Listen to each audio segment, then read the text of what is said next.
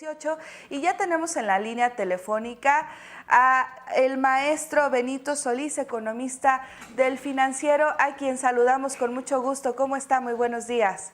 Muy buenos días, feliz año a todos nuestros escuchas, a nuestros gente que nos está viendo. Feliz año, maestro. Bueno, quisiéramos preguntarle, pues, ¿cuál es la perspectiva de crecimiento económico para este 2019? Mira, pues se inicia un nuevo sexenio, hay grandes expectativas por parte de amplios sectores de la población que piensan que va a haber un cambio positivo, pero por el otro lado tenemos que en cada sexenio que ha habido en México en las últimas décadas, el primer año es difícil para el nuevo gobierno. Esto es una razón muy sencilla, entran nuevos funcionarios, entran nuevas políticas, hay cierta incertidumbre de qué va a pasar, qué va a suceder. Esto hace que se retrasen proyectos de inversión, entonces normalmente tenemos cierta desaceleración. El año que estamos terminamos con un crecimiento económico, todavía no se tienen los datos oficiales, pero vamos a terminar con un crecimiento cercano al 2.1%, 2.2%, una vez que sea oficial. Y esto pues nos dice que algunos dicen que es poco crecimiento económico. Sin embargo, cuando comparamos con otros países que están teniendo ajustes fuertes, como Argentina, como Venezuela, como mismo Brasil, como el caso de la Unión Europea, pues estamos dentro de la parte superior de la tabla. Entonces creemos o se espera que pueda haber una desaceleración en el primer año que estamos empezando. Que no sería de consideración, se está pensando que podríamos estar creciendo a tasas del 1.7, 1.8, en base a la información que hay disponible por parte de las instituciones financieras. Entonces vamos a ver cómo se siguen mencionando, sigue ocurriendo las distintas decisiones, pero pues hay cosas positivas.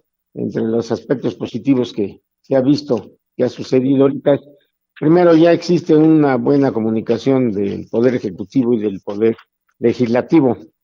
Tenemos que hay una toma de decisiones, unas aprobaciones en el Congreso que han sido muy rápidas, han sido positivos y esto te ayuda. Pues ese sería el entorno que estamos viendo. Tasa de inflación, no sé si quieres que platiquemos sobre esto también. Lidia. Es algo muy importante. ¿Qué hay con el tema de las tasas de inflación? Pues el tema de la inflación, vamos a terminar con una inflación que se subió, estamos terminando con una inflación del 4.7%, que había venido, que ha sido superior a la que tuvimos de 2.5%. Hay que recordar que el Banco de México tiene una banda que espera que no suba más de 3%, y se espera que continúe una desaceleración ligera a niveles del 4%. ¿Afectará el incremento al salario mínimo? Obviamente va a afectar a algunos sectores que se tienen. Yo creo que sí va a afectar, dependiendo las empresas que tanto suban su salario, que tanto afecte sus costos. Y el otro elemento que ya afectó, que impactó en la inflación, y por eso subió tanto el año que termina, fue el tipo de cambio. Pero por otro lado, las empresas van a decir, oye, pues mira, mis ventas no están creciendo mucho, si yo repercuto todo en mi precio, el aumento en los salarios que tenemos, pues no voy a vender mucho, y esto hace que se reduzcan sobre todo los márgenes de utilidad de las empresas, más que, o incluso en algunas que están muy débiles en términos de pérdidas. Entonces sí va a haber un elemento que no se va a reflejar en su totalidad en precios, sino solo un porcentaje. Maestro, tenemos que preguntarle también, pues, ¿qué pasa con el tema del precio a la gasolina? ¿Cómo andamos en ese tema? El precio de la gasolina, se recordará que el año pasado hubo el cambio en la política de fijación. Anteriormente, aumentos de precios internacionales de la gasolina lo absorbía el gobierno federal. Ahora está pasándose estas modificaciones a los precios al consumidor, y hemos tenido un impacto negativo. Sin embargo, los precios del petróleo a nivel mundial están bajando, y bajaron en las 2 semanas pasadas de manera considerable. Esto significaría que no deberían de estar subiendo los precios de la gasolina al consumidor en México por reflejo del entorno internacional. Entonces esperemos que esto ya deje de impactar y veamos una reducción en los precios, tal vez paulatina o pequeña, pero sí deberíamos de ver alguna reducción. Ese es el aspecto positivo para nosotros, consumidores. El aspecto negativo es que los ingresos que recibe el gobierno federal por concepto de gasolina serán menores, presionando las finanzas públicas. Esto es importante de las finanzas públicas y ese aspecto positivo que se logró con la aprobación del Congreso del presupuesto, en el que se mantiene el superávit primario en las finanzas públicas, quiere decir que no va a haber un incremento en el déficit fiscal. Esto parecería que no le perjudica al consumidor, al que me está escuchando, pero cuando las finanzas públicas están en desequilibrio, presionan la inflación, presionan tasas de interés y cada uno de nosotros pagamos más por nuestra tarjeta de crédito, por nuestras deudas, por nuestra hipoteca. Déficit fiscal elevado perjudican a todos los consumidores. ¿Qué tiene que hacer el gobierno federal en este caso?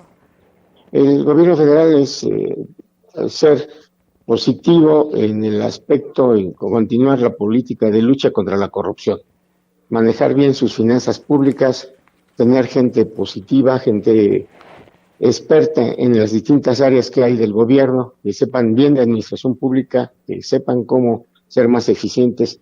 Eso es parte del tema.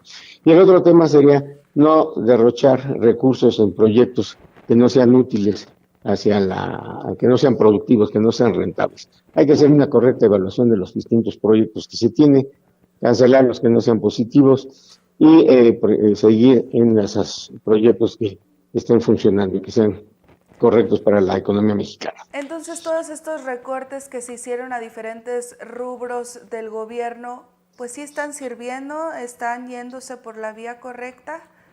Mire, ahí viene otra vez tendríamos que ver cada uno de los casos.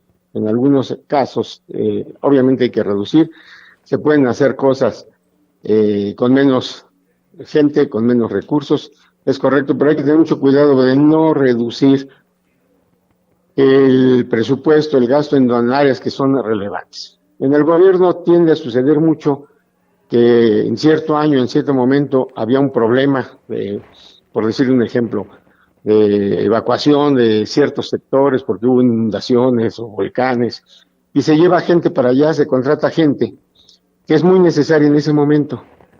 Pero luego ya no existe la emergencia y sigue la gente y siguen los gastos en esas áreas. Y todos nosotros hemos visto cómo se crean puestos públicos que fueron necesarios en su momento porque dejan de ser necesarios. Hay secretarías que tienen puestos de gente que se instaló allá en los 50, en los 60. Entonces hay que hacer una reestructura del gasto público. Eso sí es importante. 2, no hay que hacerlo a rajatabla, hay que tener mucho cuidado de no quitar áreas relevantes que se necesitan. Entonces hay que hacer de manera quirúrgica la eliminación de los distintos excesos de personal que hay. Sin embargo, temo que ahorita en este momento se está quitando gente que pudiera ser útil. Esto está haciendo que en las distintas áreas en la Secretaría se esté revisando qué es lo que es relevante y qué no. Finalmente, maestro, ¿fue inteligente la decisión del gobierno de cancelar el nuevo aeropuerto internacional de la Ciudad de México y seguir con este plan del Tren Maya? ¿Eso es inteligente para la economía de México? No, lo que se tiene que hacer es una correcta evaluación de los proyectos. O sea, en el caso de tanto de la ampliación de Santa Lucía como del Tren Maya, no existe evaluación de proyectos completos, el proyecto ejecutivo.